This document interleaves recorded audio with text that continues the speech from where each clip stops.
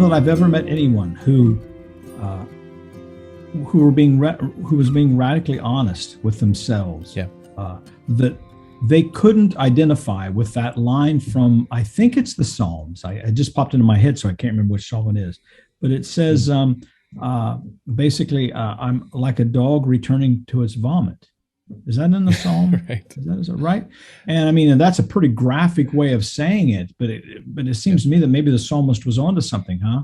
As Paul said, I know what I ought to do and I don't do it. And I know what I ought not do and I do it. Again, we're right back to that unmanageability and that insanity, you know. And I have, in fact, used those words in my very own confession. Father, it's like like a dog returning to its vomit. You know? Yeah. I don't have to explain that to the priest. The priest gets that.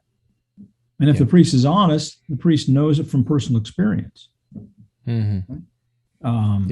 So we're all. I think it was Bishop Robert Barron that said we're all in the same boat and we're all seasick.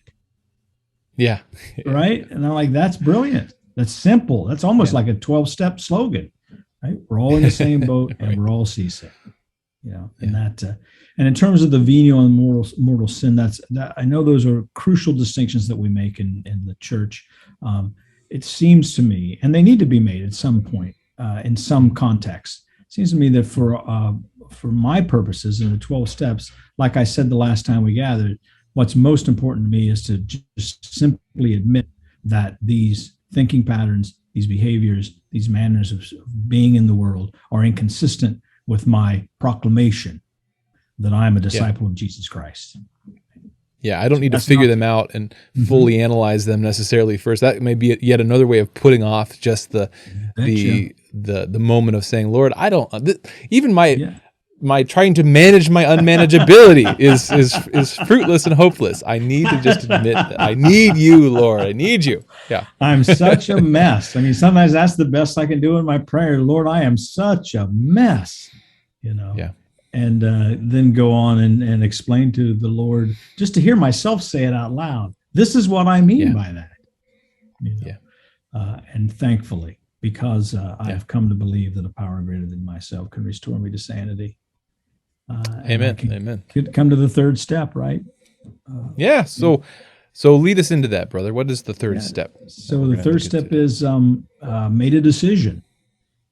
Conscious act of the will, made a decision to turn my will and my life over to the care of God as I understood him.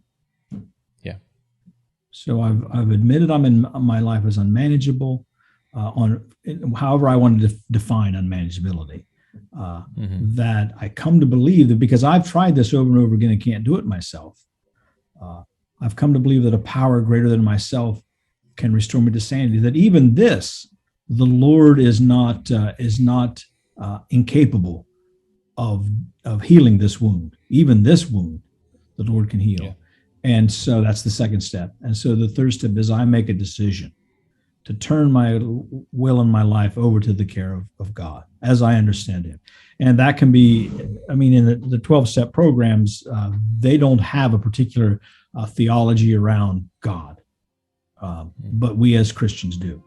And so when I make a decision to turn my will and my life over to the care of God as I understand him, that is, as best I understand Jesus today, Jesus will reveal himself to me more and more as I continue the journey. But I give as much of myself to as much of the Lord as I understand today. Yeah. And that's the third step.